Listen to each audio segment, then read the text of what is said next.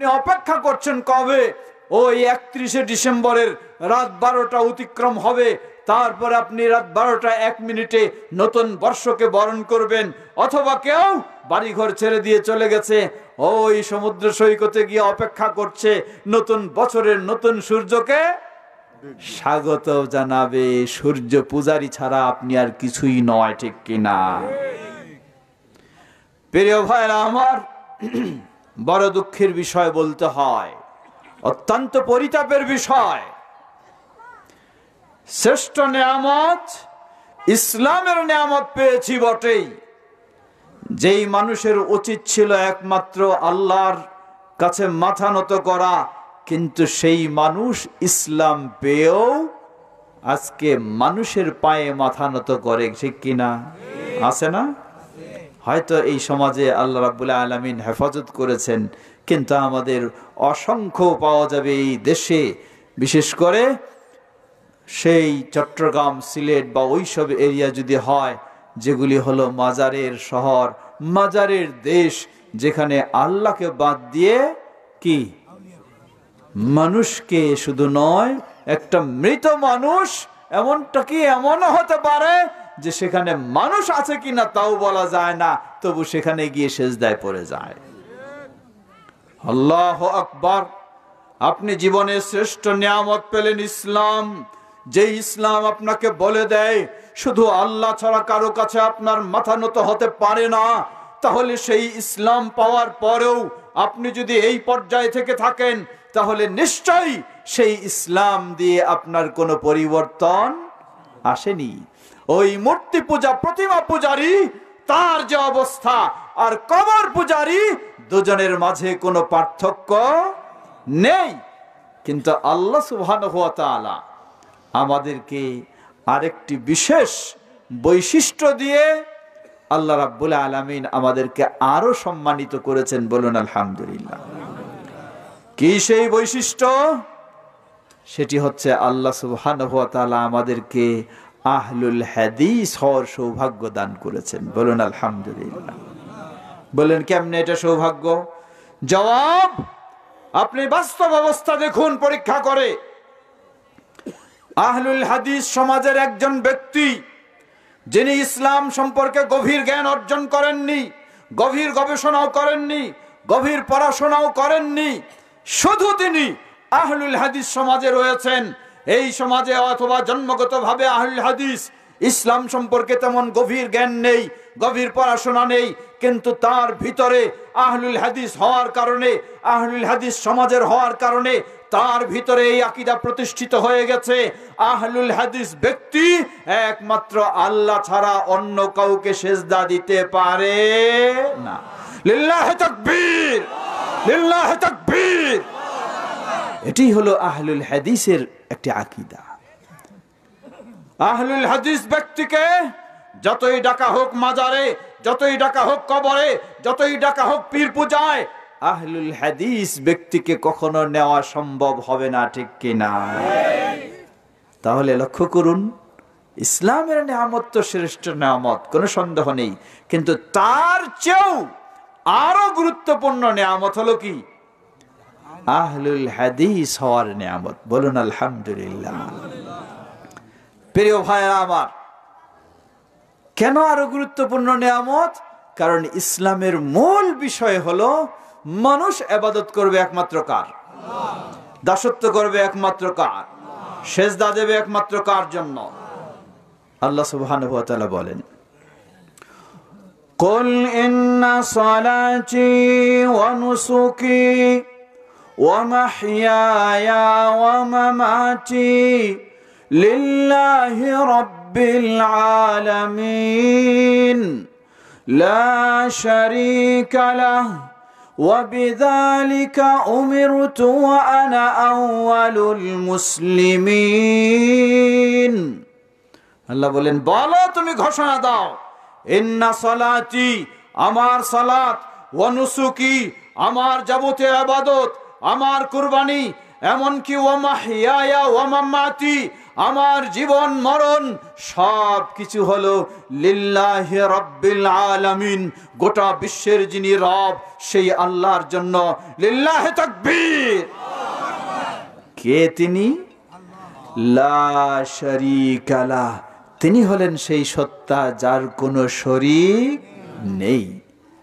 সুতরাং শুধু ইসলাম পেলে হবে না, ইসলাম পাওয়ার পর ইসলামের মূল বিষয় হলো আপনাকে শিরক মুক্ত হয়ে আল্লাহ সুবহানাহু ওয়া তাআলার একনিষ্ঠভাবে আনুগত্য দাসত্ব করতে হবে।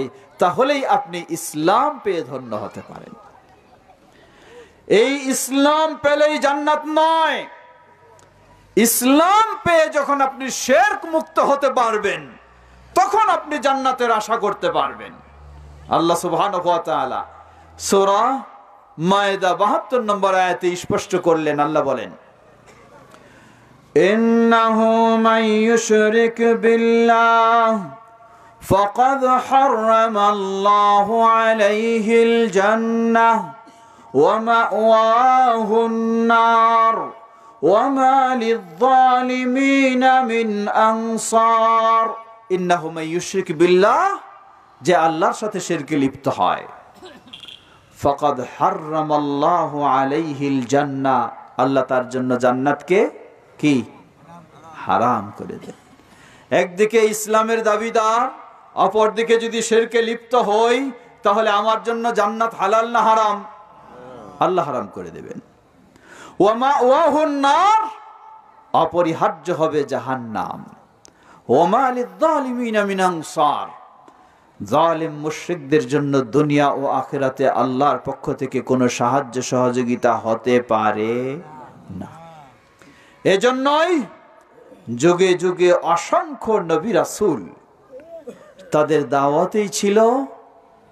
আল্লাহ রাব্বুল আলামিন সূরা নাহল ৩৬ নম্বর আয়াতে বলেন, ওয়ালাকাদ বা'আসনা ফি কুল্লি উম্মাতির রাসূলা আন ই'বুদুল্লাহ ওয়াজতানিবুত তাগুত। আল্লাহ বলছেন, আমি প্রতিটি জাতির কাছে রাসূল প্রেরণ করেছি। রাসূলের দায়িত্ব কি ছিল? তারা তাদের জাতিকে বলতেন, আন ই'বুদুল্লাহ, ইবাদত করো কার? একমাত্র আল্লাহর।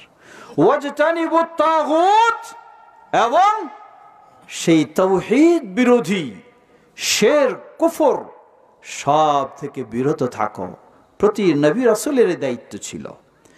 একই ধারায় আমাদের প্রিয় নবী মুহাম্মদ সাল্লাল্লাহু আলাইহি ওয়াসাল্লাম সেই দাওয়াতই দিয়েছেন।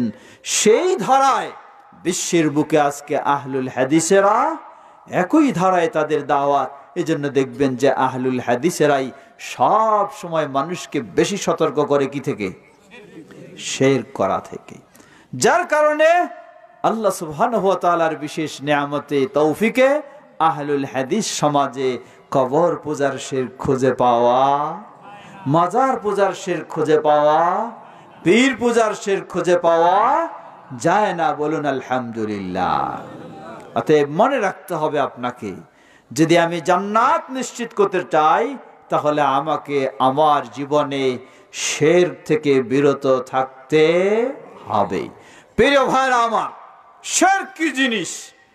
অনেকেই বলবো যে শিরক কি, না বুঝলে আমি কেমনে বাঁচবো। খুব সংক্ষিপ্ত দু একটি ছোট্ট উদাহরণ দিচ্ছি। পর্দার আড়ালের মা বোনেরাও শুনেছি অনেকজন এসেছেন, তাদের বিষয়ে একটু কথা বলবো। শিরক এর সহজ পরিচয় হলো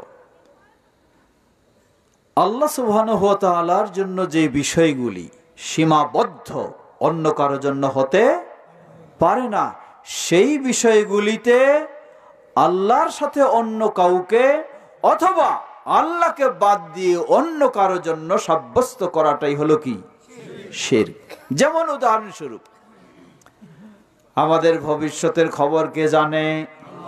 হৃদয়ের খবর কে জানে? আল্লাহ। আমি যদি বিশ্বাস করি আল্লাহ তো সব জানেন, ঠিক আছে, কিন্তু আমার পীর সাহেবও জানেন, তাহলে কি হবে? অথবা যদি আমি বিশ্বাস করি আল্লাহ তো জানেন, ঠিক আছে, কিন্তু জ্যোতিষী ওই চেম্বার খুলে বসে আছে, সেও আমার ভবিষ্যতের খবর দিতে পারে। কি হবে?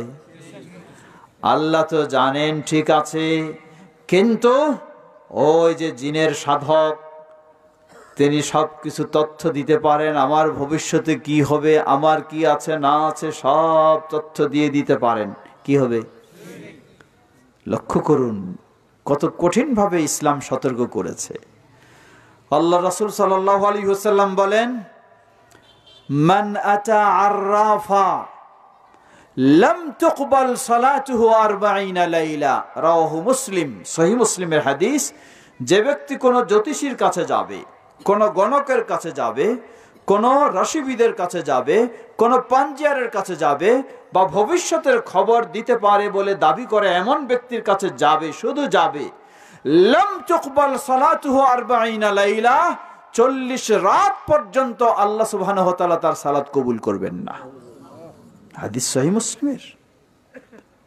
আর একটু গভীরে আবু দাউদের হাদিস, মান আতা আররাফান ফাসালাহু ওয়া সাদ্দাকা বিমা ইয়াকুল ফাকাদ কাফারা বিমা উনজিলা আলা মুহাম্মাদিন সাল্লাল্লাহু আলাইহি ওয়াসাল্লাম। যে ব্যক্তি কোনো জ্যোতিষীর কাছে যাবে, কোন রাশিবিদের কাছে যাবে, কোন গণকের কাছে যাবে, কোন জিনের সাধকের কাছে যাবে, অতঃপর তার সমস্যার কথাটা বলবে, যেই জবাবটা পাবে সেটাকে যদি সত্য বলে বিশ্বাস করে, ফাকাদ কাফারা বিমা উনজিলা আলা মুহাম্মাদিন সাল্লাল্লাহু আলাইহি সাল্লাম, তাহলে মুহাম্মদ সাল্লাল্লাহু আলাইহি সাল্লামের উপরে যা নাজিল হয়েছে সবকিছুর প্রতি সে কাফের হয়ে যায়। ভয়ঙ্কর বিষয়। সালাত আদায় করছেন, আবার আপনি জ্যোতিষীর সামনে বসে আছেন। কোথায় আপনার সালাত? বলবেন না আমি তো জ্যোতিষীর ডাকে যাই না। শুনবেন, এখন হলো উন্নত প্রযুক্তির যুগ, তাই না? মিডিয়ার যুগ, ইন্টারনেটের যুগ। জ্যোতিষীর কাছে যাওয়াটা কঠিন নয়। কেমনে? আজকে কত তারিখ? 29। কয়েকদিন পরে কয় তারিখ? 1 তারিখ। 1 তারিখ মানে কি? নববর্ষ। ইংরেজি নববর্ষ পালন করবেন না? আজকে আফসোসের সাথে বলতে হয়, মুসলিম আর অমুসলিমের মাঝে পার্থক্য হারিয়ে গেছে। মুসলিমেরা তাদের ঈদ যত গুরুত্ব দিয়ে উৎসব হিসেবে পালন করে, তার চেয়েও বেশি উৎসব পালন করে পহেলা বৈশাখ। ঠিক কিনা? ঠিক একই ভাবে আধুনিক শিক্ষায় শিক্ষিত আমাদের সন্তানেরা ঈদ যত আনন্দ হিসেবে তারা পালন করে, তার চেয়ে বেশি আনন্দ 31st নাইট পালন করে। পহেলা নববর্ষ, ইংরেজি নববর্ষ পালন করে। এটি কোনো মুসলিমের জন্য শোভা পায় না। সালাত নেই, কিছুই নেই। আর প্রিয় ভাইরা আমার, এই নতুন বর্ষকে কেন্দ্র করে দেখবেন, আপনি ঘরে টেলিভিশন অন করলেন, চলে আসলেন মহাজাতক মহাজ্যোতিষী আপনার চোখের সামনে, তিনি বয়ান দিচ্ছেন, আর আপনি কি করছেন? সেই বয়ান উপভোগ করছেন। এটাই হলো জ্যোতিষীর কাছে যাওয়া। খাবো না চা? অথবা নববর্ষকে কেন্দ্র করে দৈনিক পত্রিকা বলুন, মাসিক ম্যাগাজিন বলুন, সবাই নববর্ষের একটা কি কলাম দিয়েছে। রাশিবিদের কলাম দিয়েছে। আপনি খুব মনোযোগ সহকারে পড়ছেন। এটাই হলো রাশিবিদের কাছে বা জ্যোতিষীর কাছে যাওয়া। অথবা আপনার কাছে টেলিভিশনও নাই, কি নাই, পত্রিকাও নাই, কিন্তু আছে কি? খুললেই বের হয়ে আসে যা চাইবেন তাই। সুন্দরভাবে উপভোগ করছেন। কি বলে জ্যোতিষী মহাশয়, কি বলে রাশিবিদ, আশ্চর্য হবেন। আমি অনেক জায়গায় বলেছি, এটা একটা ছোট্ট পঞ্জিকা পাওয়া যায় লাল কালারের উপরে। আমাদের আহলে হাদিসদের পরিচয় আর একটা কি জানেন? মোহাম্মদী বলি না? পঞ্জিকাটার নাম কি? মোহাম্মদী পঞ্জিকা। লা হাওলা ওয়ালা কুওয়াতা ইল্লা বিল্লাহ। কিভাবে মানুষকে ইসলাম থেকে বের করে নেয় দেখুন। আপনি খুলবেন মোহাম্মদী পঞ্জিকা, প্রতিটি দিনে দেখবেন, প্রথমেই দেখবেন প্রথম পেজটা, কভার পেজটা উল্টালেই দেখবেন রাশিচক্র। কোন রাশির মানুষ আপনি, আপনার আলামত কি, আপনার কি ভবিষ্যতে ঘটবে। এরপর প্রতিদিনের তারিখের মধ্যে আপনি যদি তুলা রাশি হন আপনার কি ঘটতেছে, আপনি যদি কুম্ভ রাশি হন আপনার কি ঘটতেছে। আর এটার নাম হলো কি? হ্যাঁ, লা হাওলা ওয়ালা কুওয়াতা ইল্লা বিল্লাহ। মুহাম্মদ সাল্লাল্লাহু আলাইহি সাল্লামের দ্বীনকে একেবারে মিটিয়ে দিচ্ছে। ওই চিন্তাগুলি যদি একটু আপনার মাথায় নেন, একটু যদি আপনি সহমত পোষণ করেন ওই হিন্দুদের রাশিবিদের সাথে, রাশি তথ্যের কাছে, তাহলে এটাই হলো শিরকের সাথে লিপ্ত হয়ে গেছে। ভয়ঙ্কর বিষয়, কিভাবে শিরক জড়িয়ে গেছে। পর্দার আড়ালের মা বোনেরা বাড়ি ঘরে সুন্দরভাবে থাকেন, বাইরে যখন বের হন, মা বোনেরা ছোট বাচ্চাদেরকেও যখন বের করে কি করে? হ্যাঁ, ছেলে হোক মেয়ে হোক সুন্দর করে সাজায়, তারপরে একটা কি দেয়? বাম কপালে টিপ দেয়। এদিকে আছে নাকি? দেয়, আপনাদের ঘরেও দেয়। খেয়াল রাখবেন, যদি জিজ্ঞাসা করবেন কেন এই বাম কপালে কালো টিপ, জবাব, ঘর থেকে বের হলে জিন শয়তানের আক্রমণ, বদনজর, বাতাস, হ্যাঁ, এটা থেকে বাঁচার জন্য কি কালো টিপ। জিন শয়তানের আক্রমণ থেকে বাঁচাবেন কে? তাহলে আপনি আল্লাহর কাছে আশ্রয় না নিয়ে আপনি আশ্রয় নিলেন কার কাছে? কালো টিপ। আপনার বিশ্বাস তৈরি হয়েছে এই কালো টিপে কি করবে? জিন শয়তানের আক্রমণ থেকে বাঁচাবে। এর নাম কি? কোনো সন্দেহের সুযোগ আছে? কোনো সন্দেহের সুযোগ নেই। হয়তো বলবেন এটা মাধ্যম, না, এই মাধ্যমকেও ইসলাম দেয়নি, ইসলাম এই মাধ্যমও দেয়নি। এটি প্রকাশ্য শিরক। এসেছে কার কাছ থেকে? ওই পার্শ্বেই যে দেয়। হ্যাঁ, আমাদের তো পূর্বপুরুষ কি ছিল? মূর্তি পূজারী ছিল না? সেগুলি থেকেই সব এসেছে। সুতরাং এই কালো টিপ দেওয়া, এটি যেন ধরেন, ধরেন বয়স্ক মানুষ ধরেন, এই কালো টিপ দেওয়া এটি কি যাবে? শিরক না শিরক নয়? স্পষ্ট শিরক। অতএব আপনার ঘরে যেন আজ থেকে আর কালো টিপ না থাকে। পর্দার আড়ালের মা বোনেরা আপনারাও সতর্ক হবেন। প্রশ্ন আপনাকে হয়তো বলে ফেলবে, ঠিক আছে কালো টিপ দিলাম না বাদ দিলাম, কিন্তু বাইরে তো গেলেই জিন শয়তানের আক্রমণ হতে পারে, বদনজরে লাগতে পারে, সেগুলি থেকে আমার বাঁচার উপায় কি? জবাব, লক্ষ্য করুন ইসলাম কত সুন্দর। সহিহ মুসলিমের হাদিস, আল্লাহ রাসূল সাল্লাল্লাহু আলাইহি ওয়াসাল্লাম বলেন, যখন কোন মুসলিম ঘর থেকে বের হয় কার নামে বের হবে? কার উপর ভরসা করবে? বের হওয়ার সময় বলবে বিসমিল্লাহ ওয়া তাওয়াক্কালতু আলাল্লাহ, বলেন ওয়ালা হাওলা ওয়ালা কুওয়াতা ইল্লা বিল্লাহ। আল্লাহর রাসূল সাল্লাল্লাহু আলাইহি ওয়াসাল্লাম বললেন, কোন মুসলিম যখন ঘর থেকে বের হয়, সত্যিই তার ঘরের বাইরে জিন শয়তান তাকে আক্রমণ করার জন্য অপেক্ষা করে, কিন্তু বের হওয়ার সময় যখন এসে বলে বিসমিল্লাহ ওয়া তাওয়াক্কালতু আলাল্লাহ ওয়ালা হাওলা ওয়ালা কুওয়াতা ইল্লা বিল্লাহ, তার এই বলা, এই দোয়া শোনার সাথে সাথে জিন শয়তানেরা একজন আরেকজনকে বলে কাইফা বিহি ওয়াকাদ হুদিয়া ওয়া উকিয়া, তোমরা কিভাবে তার জন্য অপেক্ষা করছো আক্রমণের জন্য, অথচ সে তোমাদের আক্রমণ থেকে নিরাপদ হয়ে গেছে। সুবহানাল্লাহ। এটি হাদিস সহিহ মুসলিম। তাহলে ইসলাম মুসলিম হিসাবে আমাকে শিক্ষা দিল, আশ্রয় চাইবো কার কাছে? সাহায্য চাইবো কার কাছে? আল্লাহর কাছে। তা না চেয়ে চাইলাম কার কাছে? হ্যাঁ, কালো টিপের কাছে। কার কাছে? কালো টিপের কাছে। সুতরাং এটি স্পষ্ট শিরক।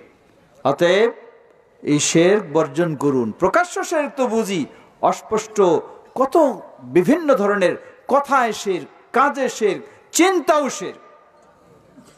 চিন্তায় শিরক কি? আল্লাহ রাসূল সাল্লাল্লাহু আলাইহি ওয়াসাল্লাম বললেন, ইন্নী আখওয়াফু মা আখাফু আলাইকুম মিন ফিতনাতি মাসিহিদ দাজ্জাল। ইয়াকুমুর রাজুলু ফি সালাতিহি ফায়ুযায়্যিনুহা লিয়ুরা মিন নাযরি রাজুলিন রাহু আহমদ। আল্লাহ রাসূল সাল্লাল্লাহু আলাইহি ওয়াসাল্লাম বলছেন, তোমাদের ক্ষেত্রে আমি দাজ্জালের ফিতনার চেয়েও যেই ফিতনার সবচেয়ে বেশি আশঙ্কা করছি, ভয় করছি, সেটি হলো মানুষ দেখানো ইবাদত। মানুষ দেখানো ইবাদত, এটা শিরক। কেমনে? ইয়াকুমুর রাজুলু ফি সালাতি, একজন মানুষ সালাতে দাঁড়াবে, ইউযায়্যিনুহা, তার সালাতটাকে খুব সুন্দর করবে, মানে অতি ধীর স্থিরে বিনয় নম্রতার সাথে একাগ্রতার সাথে সালাত আদায় করছে, কিন্তু ভিতরে তার চিন্তা মানুষ যেন বাইরে থেকে দেখে এই লোকটা অনেক সুন্দর নামাজি। এই ভিতরে চিন্তাটা, আল্লাহ রাসূল সাল্লাল্লাহু আলাইহি ওয়াসাল্লাম বললেন, সে সালাতে দাঁড়িয়ে কিসে লিপ্ত হয়েছে? শিরকে লিপ্ত হয়। সালাতে দাঁড়িয়ে শিরকে লিপ্ত হয়েছে। সুতরাং প্রিয় ভাইরা আমার, শিরক প্রকাশ্য তো রয়েছে, অপ্রকাশ্য এমন বিষয় রয়েছে। এজন্য ইসলাম নির্দেশ দিয়েছে। আজকে আপনারা যে মাদ্রাসা তৈরি করেছেন, এই মাদ্রাসার আরেকটি বৈশিষ্ট্য আমরা বলবো, ইসলাম আপনাকে নির্দেশ দিয়েছে প্রতিটি বাবা মাকে। আল্লাহ বলেন, وَإِذْ قَالَ لُقْمَانُ لِابْنِهِ وَهُوَ يَعِظُهُ يَا بُنَيَّ لَا تُشْرِكْ بِاللَّهِ إِنَّ الشِّرْكَ لَظُلْمٌ عَظِيمٌ। স্মরণ করুন সেই সময়ের কথা যখন লুকমান তার প্রিয় বৎস কলিজার টুকরা সন্তানকে উপদেশ দিতে গিয়ে বললেন, কি বললেন? হে প্রিয় বৎস, লা তুশরিক বিল্লাহ, তুমি আল্লাহর সাথে কখনো শিরকে লিপ্ত হয়ো না, কারণ ইন্না শিরকা লাযুলমুন আযীম, পৃথিবীর বুকে মহা অন্যায় অবিচার নাম কি? শিরক। পৃথিবীর বুকে মহা অন্যায়, সবচেয়ে বড় অন্যায়, এর নাম হলো শিরক। আল্লাহ সুবহানাহু ওয়া তাআলা এই আয়াতে যেন প্রতিটি অভিভাবককে, বাবা মাকে নির্দেশ দিলেন, সন্তানকে যত শিক্ষা দিব, সর্বপ্রথম শিক্ষা দিব কি? শিরক থেকে মুক্ত হওয়ার শিক্ষা। যখন আপনি সন্তানকে শিরক থেকে মুক্ত হওয়ার শিক্ষা দেবেন, নিজেও শিরক থেকে মুক্ত হবেন, সন্তান সহ স্থান পাবেন কোথায়? ইনশাআল্লাহ। অতএব আমাদের সব সময় মনে রাখতে হবে, জীবনের সকল ক্ষেত্রে যেন কি থেকে বেঁচে থাকতে পারি? শিরক থেকে। এটি হলো প্রথম বিষয়। আল্লাহ সুবহানাহু ওয়া তাআলা কি সুসংবাদ দেন? নবী সাল্লাল্লাহু আলাইহি ওয়াসাল্লাম বলেন, আল্লাহ রাব্বুল আলামিন বলছেন হাদিসে কুদসি, ইয়া ইবনা আদম লাউ আতাইতানি বিকুরাবিল আরদি খাতায়া। এখানে কয়লা আছে নাকি? সরাই ফেলেন তো, এটাকে সরাই ফেলেন। ইয়া ইবনা আদম লাউ আতাইতানি বিকুরাবিল আরদি খাতায়া ওয়া লাম তুশরিক বি শাইআ লা আতাইতুকা বিকুরাবিহা মাগফিরা। আল্লাহ সুবহানাহু ওয়া তাআলা বললেন, হে আদম সন্তান, মানুষ ভুল করতেই পারে, গুনাহ হতেই পারে, অসম্ভব নয়। মানুষ তো ফেরেশতা না।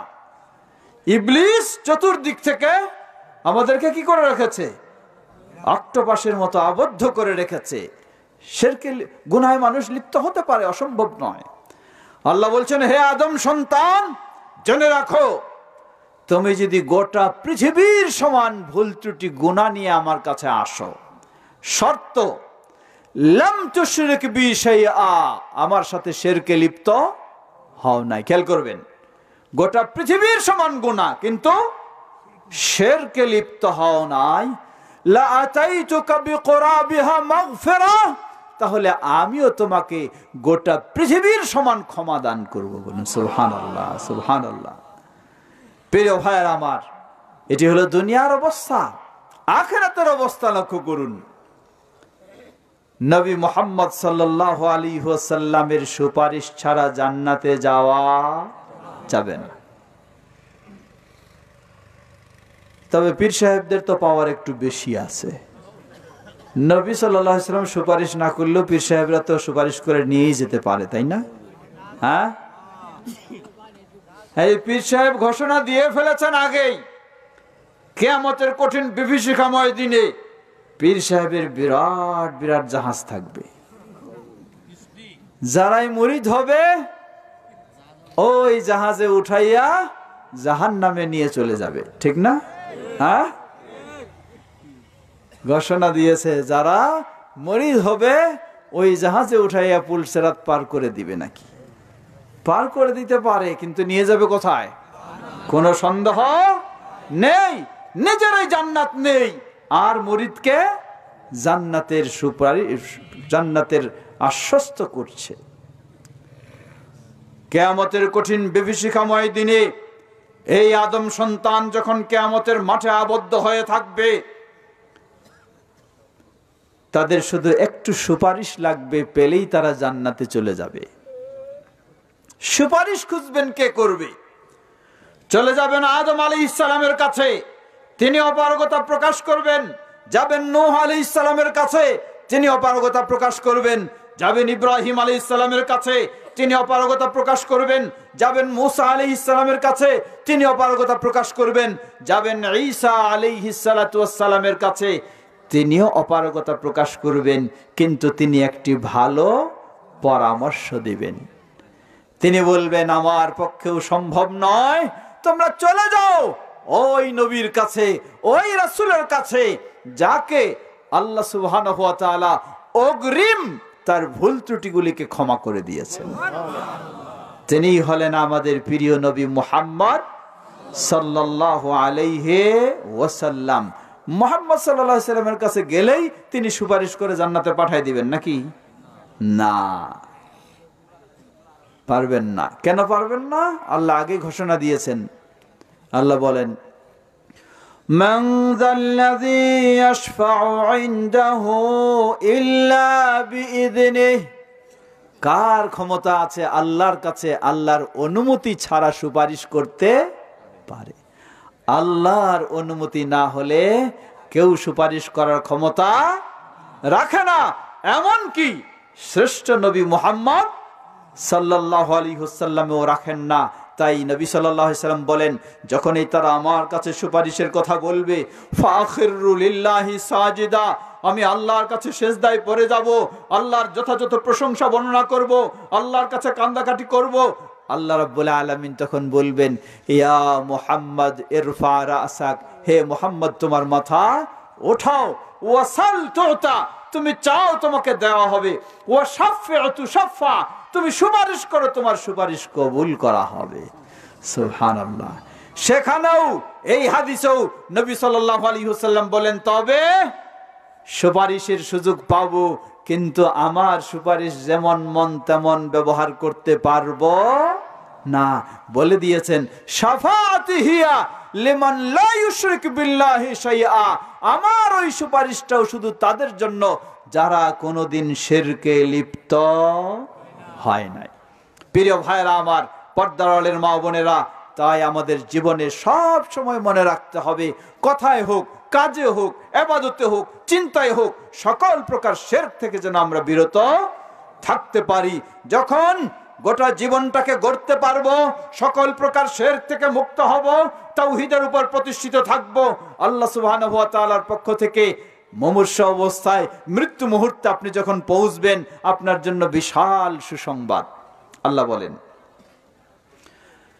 ইন্নাল্লাযীনা ক্বালু রাব্বুনাল্লাহ সুম্মা ইসতাকামু তাতানাজ্জালু আলাইহিমুল মালায়েকা আল্লা তাখাফু ওয়া লা তাহজানু وَأَبْشِرُوا بِالْجَنَّةِ الَّتِي كُنْتُمْ تُوعَدُونَ। আল্লাহ বলছেন, ইন্নাল্লাযীনা ক্বালু রাব্বুনাল্লাহ, যারা এই ঘোষণা দিয়েছে আমাদের রব কে, স্রষ্টা কে, সবকিছুর মালিক কে, সকল ক্ষমতার উৎস কে, না জনগণ? মনে রাখবেন, আকীদা এতই সহজ নয়, ঈমান এতই সহজ নয়। মুসলিমের মুখ থেকে বের হতে পারে না সকল ক্ষমতার উৎস।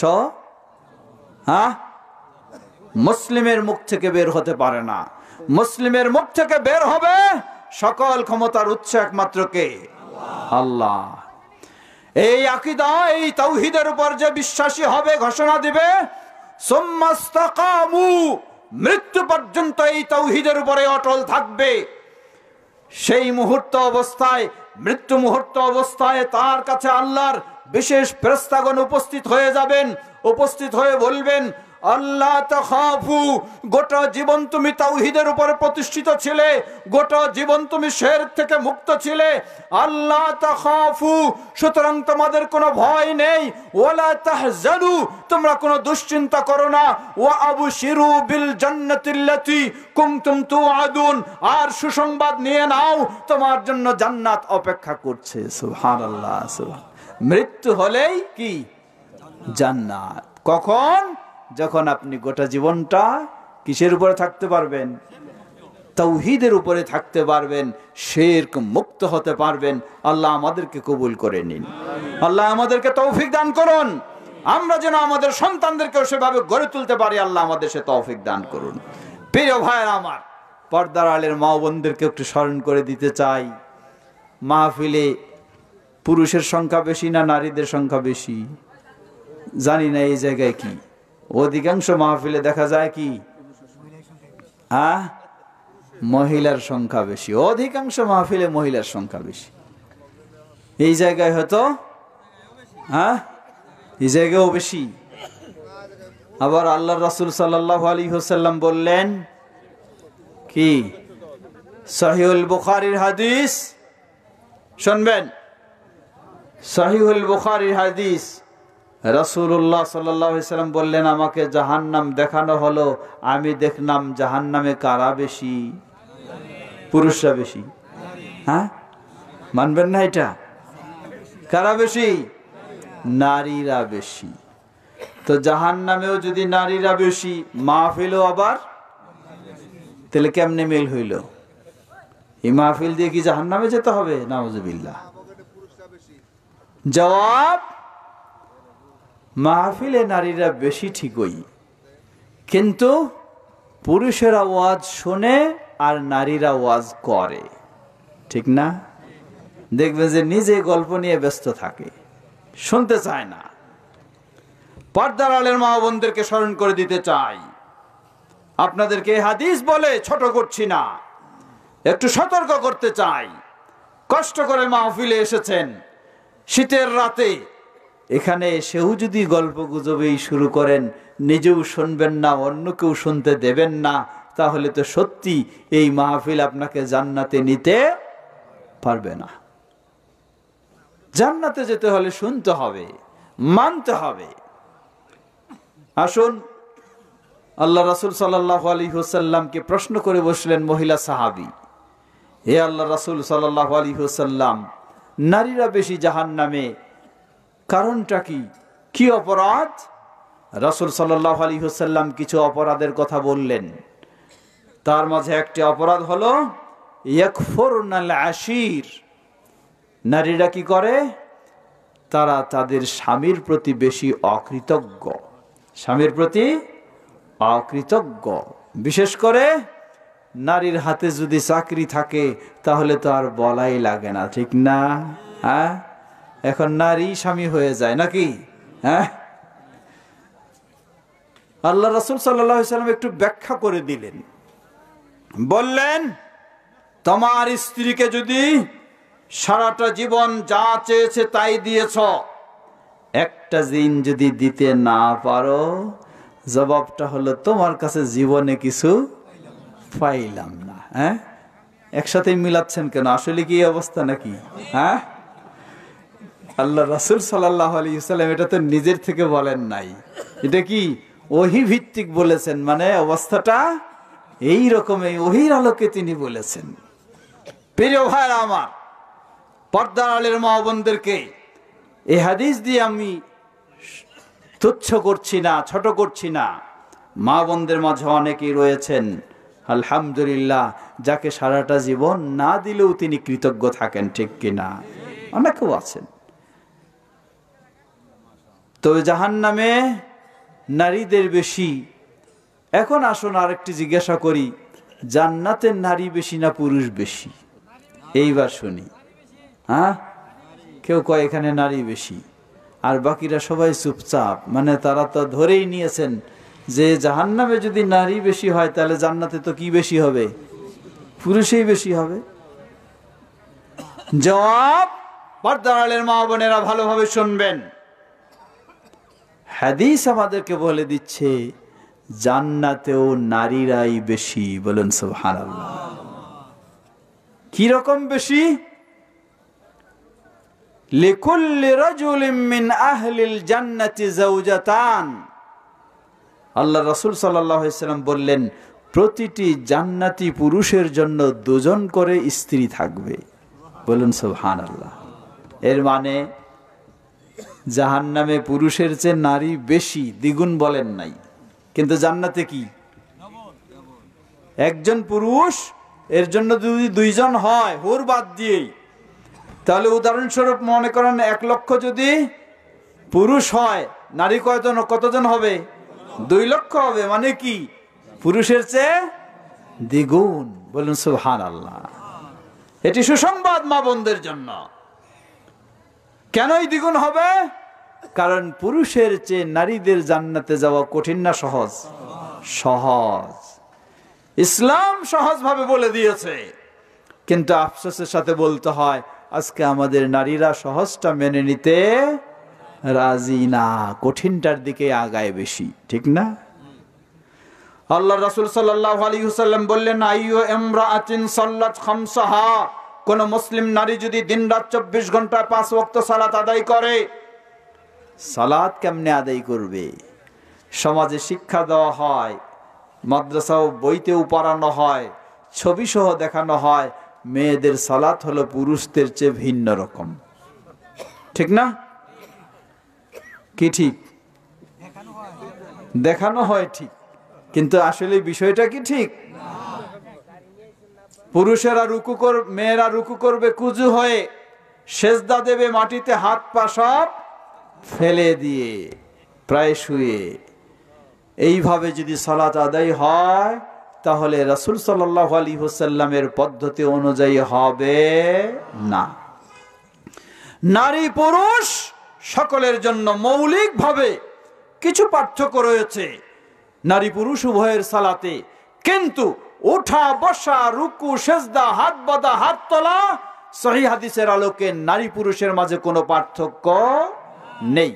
একজন পুরুষ যেভাবে হাত বাঁধবে একজন নারীও সেভাবে হাত বাঁধবে।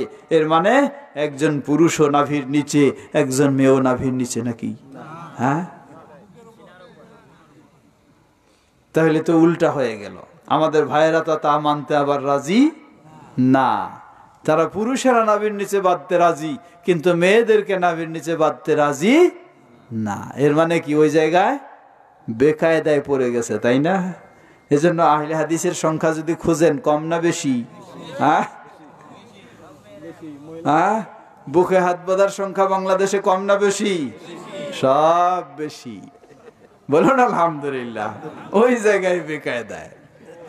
যত পুরুষ ধরে নেন, পুরুষদের মাঝে 3 ভাগের 2 ভাগেই যদি আমরা বলি আমাদের হানাফি মাযহাবের ভাই যারা নাভির নিচে বাঁধেন, আর 1 ভাগ ধরলাম নাভির উপরে বাঁধেন আহলে হাদিসেরা।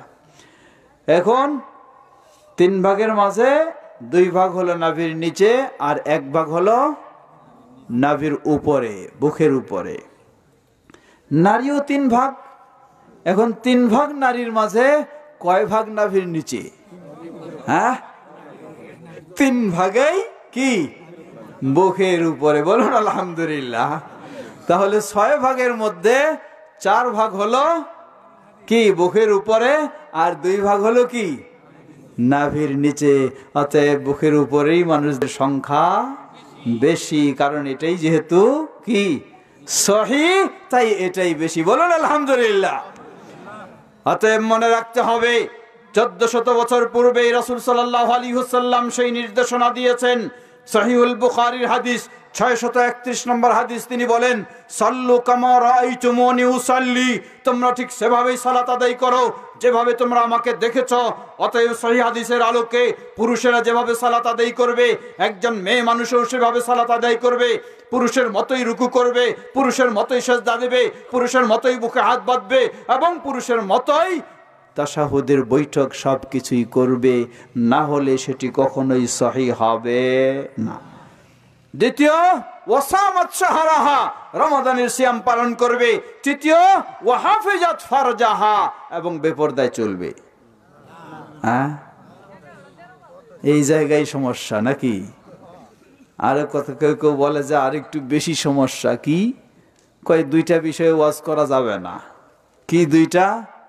কয় একটা হলো পর্দা, আর একটা হলো কি? একটা হলো পর্দা আর একটা হলো জর্দা। কথা বুঝেছেন? বেপর্দার বিরুদ্ধে কথা বলা যাবে না, জর্দার বিরুদ্ধেও কথা বলা যাবে না। বেপর্দা হালাল না হারাম? একইভাবে জর্দা হালাল না হারাম? দুটোই হারাম। কেউ হয়তো বলবেন, আমার এই জীবনটা জর্দা তামাক খেয়ে কাটাইলাম, আপনি এখন জটিলতায় ফেলে দিলেন, কিভাবে এটা ছাড়বো? তা তো সম্ভব না। আর বড় মুফতি সাহেবরা যদি ফতোয়া জিজ্ঞাসা করতে যান, যার দুই মুখ দিয়ে কি দুই সাইড দিয়ে যত রকমের শাহজাদি আর হারামজাদি খেয়ে মুখটা কি করে ফেলেছে, দুই পাশ দিয়ে যেন কি বাইর হচ্ছে, জিজ্ঞাসা যদি করেন কি বলবে? কয় এটার হুকুম হলো মাকরু। আরে মাকরু মানে কি? মাকরু যদি ধরি, মাকরু মানে পছন্দনীয় না অপছন্দনীয়? এই মুফতি সাহেব অপছন্দনীয় জিনিস খাবে, এটা কেমন হইতে পারে? মুফতি সাহেব মানুষ তো ভালো জিনিস খাবে, পছন্দের জিনিস খাবে, অপছন্দনীয় কেন? সুতরাং কোরআন সুন্নাহর অসংখ্য দলিলের আলোকে জর্দা, তামাক, বিড়ি, সিগারেট সব কি? সব হারাম। মুসলিম হিসাবে আপনাকে বর্জন করতেই হবে। বলবেন যে আমি কিভাবে ত্যাগ করব? আমি তো 10 মিনিট ধৈর্য ধারণ করতে পারি না। জবাব, আপনার মতো মানুষ পারবে, এটি আপনি নিজেই প্রমাণ। কি প্রমাণ? আসছে সামনে মার্চ মাসে কি যেই লোকটা 10 মিনিট থামতে পারেন না, ওই লোকটা রমজান মাসে 10 থেকে 12 ঘন্টাও থামেন না। কার ভয়ে? আল্লাহর ভয়ে। এই আল্লাহর ভয়টাকে ভিতরে নিয়ে আসবেন, তাহলে গোটা জীবন এটা থেকে বাঁচা সম্ভব হবে, ঠিক না? ইনশাআল্লাহ। আল্লাহ আমাদের তৌফিক দান করুন, বলুন আল্লাহুম্মা আমিন। প্রিয় ভাইরা আমার, আল্লাহ রাসূল সাল্লাল্লাহু আলাইহি ওয়াসাল্লাম বললেন, ওই মুসলিম নারী দিনরাত 24 ঘন্টা 5 ওয়াক্ত সালাত আদায় করবে, সিয়াম পালন করবে, ওয়া হাফিজাত ফারজাহা, এবং শরীয়তের বিধান অনুযায়ী পর্দার সাথে নিজের সতীত্ব সংরক্ষণ করবে, ওয়া আতাআত বালাহা, স্বামী থাকলে স্বামীর সাথে ভালো আচরণ করবে। ওই মুসলিম নারীকে কিয়ামতের কঠিন বিভীষিকাময় দিনে সুসংবাদ দেওয়া হবে। কিলা লাহা দুখুলিল জান্নাতা বিআইয়ি বাবিন শি'তি। দুনিয়ার জীবনে কষ্ট করে সালাত আদায় করেছো, সিয়াম পালন করেছো, পর্দার সাথে জীবন যাপন করেছো, কত মানুষের কথা ঠাট্টা বিদ্রুপ সয়েছো, স্বামীর সাথেও ধৈর্যের সাথে স্বামীর সাথে ভালো আচরণ করেছো, স্বামীর ভালো ব্যবহার না পেয়েও তুমি ধৈর্যের পরিচয় দিয়েছো, যার বদৌলতে আজকে তোমার জন্য প্রতিদান হলো তোমার সামনে জান্নাতের সব দরজাগুলিকে খুলে দেওয়া হয়েছে। যেই দরজা দিয়ে ইচ্ছা হয় সেই দরজা দিয়ে তুমি জান্নাতে প্রবেশ করো। সুবহানাল্লাহ। মা বোনদের জন্য ইসলাম কত সহজ করে দিয়েছে, বলুন আলহামদুলিল্লাহ। প্রিয় ভাইরা আমার, কে সেই মা বোন? বাইরের কেউ নয়, নারী কেউ নয় বাইরের। হয় আমার মা, অথবা আমার জীবন সঙ্গিনী স্ত্রী, অথবা আমার কলিজার টুকরা মেয়ে, অথবা আমার স্নেহের বোন, এছাড়া আর বাইরে কেউ নয়। আমার কাছে কি আনন্দের বিষয় নয় যে কিয়ামতের কঠিন দিনে আমার মাকে এভাবে জান্নাতে যাওয়ার সুযোগ করে দেওয়া হোক? আনন্দের নয়? অবশ্যই। তাহলে সন্তান হিসাবে আমার দায়িত্ব মাকে নম্রভাবে, ভদ্রভাবে, সুন্দরভাবে সহযোগিতা দেওয়া। মা যেন নামাজি হয়, মা যেন পর্দার সাথে চলে, মা যেন বাবার সাথে ভালো আচরণ করে। সন্তান হিসাবে আমার সেই সহযোগিতার দায়িত্ব। স্বামী হিসাবে আমার দায়িত্ব আমার স্ত্রীকে সেভাবে পরিচালনা করা। বাবা হিসাবে আমার দায়িত্ব আমার কলিজার টুকরা মেয়েকে সেভাবে জান্নাতের পথে এগিয়ে নেওয়া। এবং ভাই হিসাবে আমার দায়িত্ব বোনকে সেভাবে সহযোগিতা দেওয়া। আল্লাহ আমাদের সকলকে সে তৌফিক দান করুন। বিশেষ করে আজকে আমরা আপনাদের এই গাজীপুর, বাংলাদেশে প্রসিদ্ধ, অনেক জায়গায় হয়েছে, কিন্তু এখানে সর্বপ্রথম হয়েছে কি জানেন? না, এই জায়গায় সর্বপ্রথম হয়েছে বৃদ্ধাশ্রম, ঠিক না? গাজীপুরেই বাংলাদেশে সর্বপ্রথম বৃদ্ধাশ্রম তৈরি হয়েছে। এখন অনেক জায়গায় হয়েছে, কিন্তু এই জায়গায় প্রথম। কেন? ইসলাম কি বৃদ্ধাশ্রমের অনুমোদন দেয়? প্রতিটি সন্তানের ঘরেই হলো কি বৃদ্ধ বাবা মার আশ্রয় কেন্দ্র, প্রতিটি ঘরের। বলুন সুবহানাল্লাহ। ইসলাম কত সহজ। কিন্তু কেন এই পরিবেশে চলে গেলাম? এই পরিস্থিতি কেন শিকার হলাম? কারণ হলো আমি নিজেই, খালি আমার সন্তানের দোষ নয়, আমি নিজেই। আমি যদি আমার সন্তানকে ওই ছোট্ট বয়সে ইসলামের নির্দেশ অনুযায়ী, যখন তার বয়স 7 বছর তাকে সালাতের নির্দেশ দিতাম, বয়স যখন 10 বছর তাকে সালাতের জন্য আরো গুরুত্ব দিতাম, প্রয়োজনে শাসন করতাম, আমার সন্তানকে যদি নামাজি বানাতে পারতাম, তাহলে ওই নামাজি সন্তান কখনো তার ঘর বাদ দিয়ে আমাকে বৃদ্ধাশ্রমে পাঠাতো না, ঠিক কিনা? কিন্তু বানাইনি, যার ফলে আমার সন্তান খ্রিস্টানের মতো গড়ে উঠেছে। সে এখন খ্রিস্টানের কালচার অনুযায়ী আমাকেও কি করেছে? বৃদ্ধাশ্রমে পাঠিয়েছে। আজকে প্রতিটি বাবা মা চাই আমার সন্তানের মুখ দিয়ে বের হবে, আল্লাহর কাছে হাত তুলে বলবে, রব্বির হামহুমা কামা রব্বায়ানি সগীরা। কিন্তু সন্তানের মুখ দিয়ে তো বের হয় না। কারণটা কি? কারণটা হলো বাবা মা হিসাবে আমার দায়িত্ব ছিল সন্তানকে রব্বির হামহুমা কামা রব্বায়ানি শিখানো, ঠিক কিনা? আমি কোনোদিন শিখাইনি। তাকে শিখিয়েছি সায়েন্স, কোনো অসুবিধা নেই, শিখিয়েছি ইংরেজি, কোনো অসুবিধা হয়নি, গণিত, কোনো অসুবিধা হয়নি, আরো বহু ভাষা, বহু সাহিত্য শিখিয়েলাম, কিন্তু কোনোদিন কোরআনের ভাষাও শিখালাম না, কোরআনও শিখালাম না, ইসলামের কিছুই শিখালাম না। ওই সন্তান তো আমার সাথেই প্রথম আমাকে প্রতিদান দেবে, ঠিক কিনা? আমাকেই তো সে আগে ব্যবস্থা করে নেবে, যে আমাকে শিক্ষা দিয়েছেন। এজন্য আল্লাহ রাসূল সাল্লাল্লাহু আলাইহি ওয়াসাল্লাম বলেন, সহিহুল বুখারীর হাদিস, কুল্লু মাউলুদিন ইউলাদু আলাল ফিতরা ফাআবাওয়াহু ইউহাউইদানি আও ইউনাসসিরানি আও ইউমাজ্জিসানি। প্রতিটি শিশু সন্তান জন্ম লাভ করে ইসলামী আদর্শের উপরে, হিন্দুর ঘরে হলো, খ্রিস্টানের ঘরে হলো। ফাআবাওয়াহু ইউহাউইদানি, ওই ইসলামী সন্তানটাকে বাবা মা ইহুদি বানায় ফেলে, অথবা খ্রিস্টান বানায় ফেলে, অথবা অগ্নিপূজক বানায় ফেলে। বাবা মা যখন সন্তানকে অমুক নামি দামি শিক্ষা প্রতিষ্ঠানে পড়ানোর মাধ্যমে সে নাস্তিক হোক আর খ্রিস্টান হোক আর ইহুদি হোক, কি হোক চিন্তা করে না, তার পিছনে টাকা পয়সা যা দরকার সব দিতে থাকে, কিন্তু মুসলিম হলো কিনা চিন্তা করে না, নামাজি হলো কিনা চিন্তা করে না, ইসলামী আদর্শে আছে কিনা চিন্তা করে না, তাহলে ওই সন্তান তো বাবা মার ক্ষেত্রে ওই আচরণ দেখাবেই, ঠিক কিনা? সুতরাং বাবা মার জন্য অপরিহার্য দায়িত্ব, কমপক্ষে আপনার ছেলে মেয়েকে ডাক্তার বানান, ইঞ্জিনিয়ার বানান, ইসলাম বাধা দেয়নি, কিন্তু কমপক্ষে ক্লাস 5 পর্যন্ত বা ইসলামের মৌলিক শিক্ষাগুলি, আল্লাহকে যেন ভয় করে, ইসলামকে যেন সে জানে, আখিরাতকে যেন সে ভয় করে, আল্লাহর প্রতি যেন সে আনুগত্যশীল হয়, নামাজি হয়, এতটুকু মৌলিক শিক্ষা দেওয়া প্রতিটি বাবা মার জন্য অপরিহার্য দায়িত্ব। যদি আমি এই শিক্ষাটুকু দিতে পারি, তাহলে আমার সন্তান ডাক্তার হলেও বেনামাজি হবে না, সে হবে নামাজি ডাক্তার, ঠিক কিনা? আমার সন্তান ইঞ্জিনিয়ার হলেও বেনামাজি হবে না, সে হবে নামাজি ইঞ্জিনিয়ার ইনশাআল্লাহ। সে লক্ষ্যেই আপনারা প্রতিষ্ঠা করেছেন কি? ঠেঙ্গারবন্দ হাজী আনসার উদ্দিন সালাফিয়া মাদ্রাসা। বলুন আলহামদুলিল্লাহ। এই মানুষদের, এই গ্রামের মানুষদের এতদিন হয়তো সেই সুযোগটি ছিল না, মাদ্রাসা নেই, এখন আলহামদুলিল্লাহ পেয়েছেন। তাই সবাইকে অনুরোধ জানাবো, আপনারা নিজেরাই প্রথমে নিজের সন্তানদেরকে এখানে দেবেন। বেশি নয়, ক্লাস 5 পর্যন্ত সুযোগ হবে না, অসুবিধা নেই, 2 ক্লাস পড়ান, অসুবিধা নাই। এটাই দেখবেন যে তার ভিতরে একটা ফাউন্ডেশন তৈরি হবে ইনশাআল্লাহ। যেখানেই সে যাক কোনোদিন ভুলে যাবে না রব্বির হামহুমা কামা রব্বায়ানি সগীরা বলতে, ঠিক কিনা?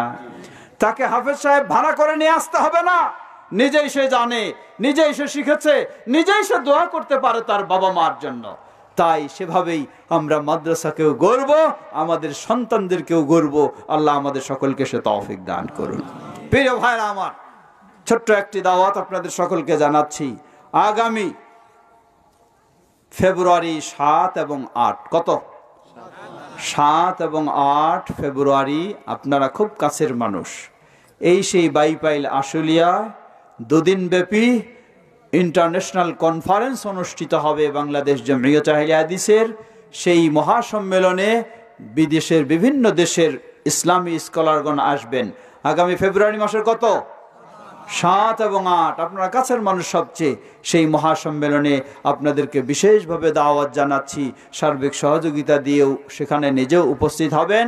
আর সেই ক্যাম্পাসে গড়ে উঠেছে আল্লামা ডক্টর মোহাম্মদ আব্দুল বারী রাহিমাহুল্লাহর দীর্ঘদিনের স্বপ্ন, international Islami university of science and technology. সেই ইউনিভার্সিটিতে ভর্তি কার্যক্রম, শিক্ষা কার্যক্রম চলছে। আমাদের সদ্য যারা ইন্টার পাস করেছে বা আলিম পাস করেছে তাদের জন্য সেখানে আল কোরআন অ্যান্ড ইসলামিক স্টাডিজে এবং সেই কম্পিউটার সায়েন্সে, ত্রিপলিতে এবং বিবিএতে ইত্যাদি একাধিক সাবজেক্টে ভর্তি চলছে। আমাদের সন্তানদেরকে সংবাদ দেবেন যেন সুন্দর পরিবেশে এবং সুন্দর শিক্ষা সেখানে গ্রহণ করতে পারে। আল্লাহ আমাদের সবাইকে সেভাবে সহযোগিতায় এগিয়ে আসার তৌফিক দান করুন।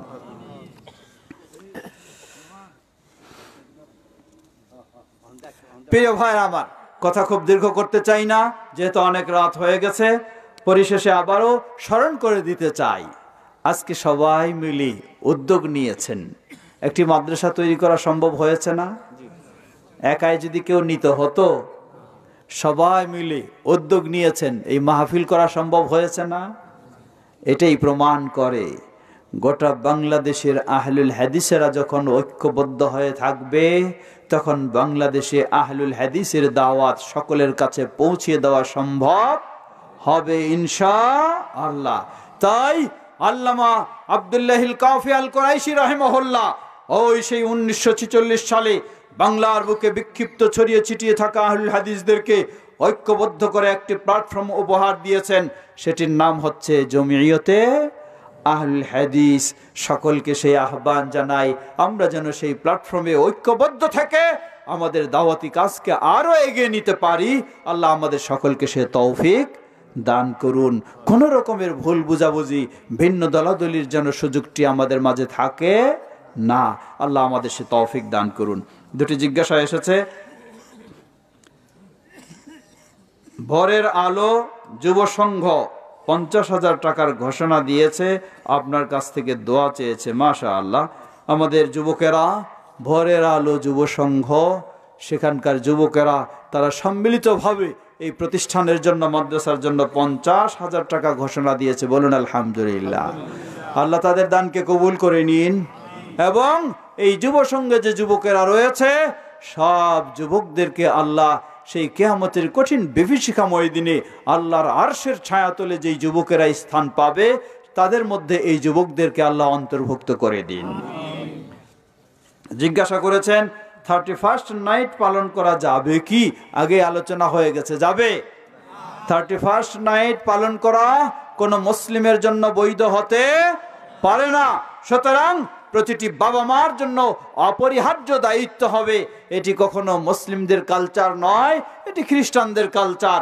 আল্লাহ রাসূল সাল্লাল্লাহু আলাইহি ওয়াসাল্লাম বলেন, মান তাশাব্বাহা বিকাউমিন ফাহুয়া মিনহুম, যে যাদের সাথে সাদৃশ্য রাখে সে তাদের ওই অন্তর্ভুক্ত হয়। অতএব মুসলিমেরা তাদের কালচার, তাদের ঈদ উৎসব হলো ঈদুল ফিতর এবং ঈদুল আযহা। এই 31st নাইটকে কেন্দ্র করে আতশবাজি বলুন অথবা নারী পুরুষের অবাধ বিচরণের সেই মেলা বলুন, সব কিছু বর্জনীয়, কোনো মুসলিমের জন্য বৈধ হতে পারে না। এমনকি আপনার ঘরেও এই উৎসব পালন করতে গিয়ে গান বাজনার অশ্লীলতা চালু করবেন, আপনি কি একটু ভেবেছেন?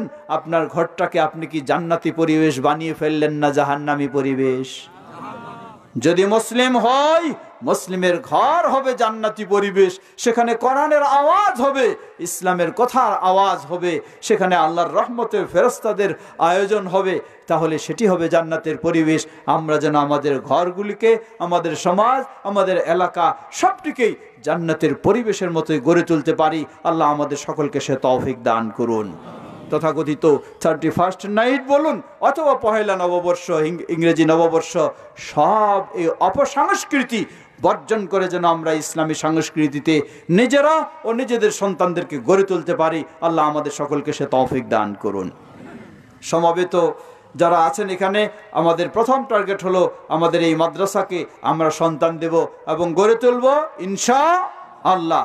আর যারা উত্তরার দিকে রয়েছেন, উত্তরায় সেক্টর 1 থেকে 18 পর্যন্ত আমাদের কোনো প্রতিষ্ঠান ছিল না।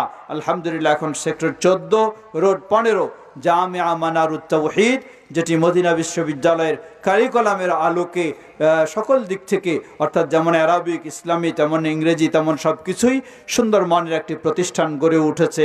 যারা আমাদের উত্তরার দিকে থাকেন ওই দিকে, তাদের জন্য সংবাদ হলো সেই প্রতিষ্ঠানে আপনাদের সন্তানদেরকে উচ্চশিক্ষায় শিক্ষিত করে ভালো আলেম এবং আদর্শ সন্তান হিসেবে গড়ে তোলার চেষ্টা করবেন ইনশাআল্লাহ। কথা আর দীর্ঘ না করে শেষ করতে চাই। এতক্ষণ যাবৎ যে কথাগুলি আমরা শুনেছি সেগুলি থেকে যেন আমরা সকলে উপকৃত হতে পারি, আল্লাহ আমাদের তৌফিক দান করুন। আমাদের মাঝে উপস্থিত অনুপস্থিত যারা অসুস্থ রয়েছেন, বিপদগ্রস্ত রয়েছেন, আল্লাহ সকল অসুস্থদেরকে পরিপূর্ণ সুস্থতা দান করুন। বিপদগ্রস্তদেরকে আল্লাহ বিপদ থেকে মুক্তি দান করুন।